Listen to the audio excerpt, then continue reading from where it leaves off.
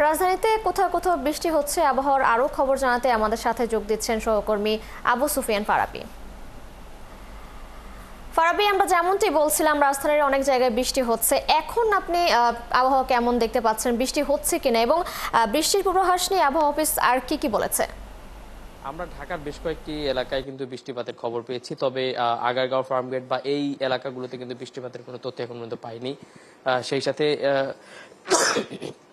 সেই সাথে আসলে আমরা আসলে আরো তথ্য নেওয়ার চেষ্টা করেছি। আগামী 18 তারিখ পর্যন্ত বৃষ্টিপাতের প্রবল সম্ভাবনা রয়েছে এবং এবং ধারণা করা হচ্ছে যে আগামী 18 তারিখের পরে বৃষ্টিপাত, এই রোদ মেঘের যে খেলা, এটা ধীরে ধীরে কেটে উঠতে পারে। আমরা আরো বিস্তারিত জানার জন্য আমাদের সাথে যুক্ত হচ্ছেন আবহাওয়াবিদ ওমর ফারুক, তিনি আমাদের সঙ্গে কথা বলবেন এখন।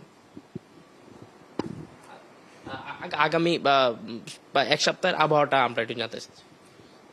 গতকালকে একটা লঘুচাপ তৈরি হয়েছিল এবং সেটা পরবর্তীতে নিম্নচাপের রূপ নেয়, যার প্রভাবে আমরা যে ভারী বর্ষণের সতর্কবাণী দিয়েছিলাম সেই অনুযায়ী কিন্তু কিছু কিছু বিভাগে ভারী বর্ষণ হয়েছে। যেমন খুলনা বিভাগের যশোরে 143 মিলিমিটার এবং চুয়াডাঙ্গাতে 101 মিলিমিটার বৃষ্টি রেকর্ড করা হয়েছে। এবং আজকেও আমাদের আজকে সকাল 9টা থেকে পরবর্তী 24 ঘন্টায় রাজশাহী এবং খুলনা বিভাগের জন্য ভারী বর্ষণের সতর্কবাণী রয়েছে। এই যে গতকালকের যে নিম্নচাপটি ছিল সেটা আজকে কিছুটা দুর্বল হয়ে যেতে পারে এবং বৃষ্টিপাত আমাদের আরও 18 তারিখ পর্যন্ত অব্যাহত থাকতে পারে। এরপর 19 তারিখ থেকে কিছুটা বৃষ্টিপাত কমে যেতে পারে। তবে ভারী বর্ষণের সতর্কবাণী আজকে পর্যন্তই থাকার সম্ভাবনা, কালকে থেকে ভারী বর্ষণ কিছুটা কমে যেতে পারে।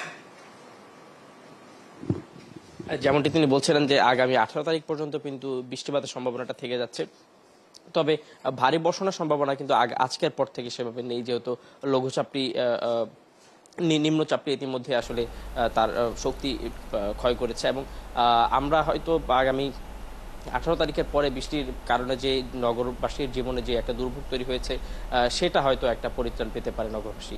এই ছিল আবহাওয়া বিষয়ে আমার কাছে থাকা। সুফিয়ান, ধন্যবাদ আপনাকে, আপনি সঙ্গেই থাকবেন।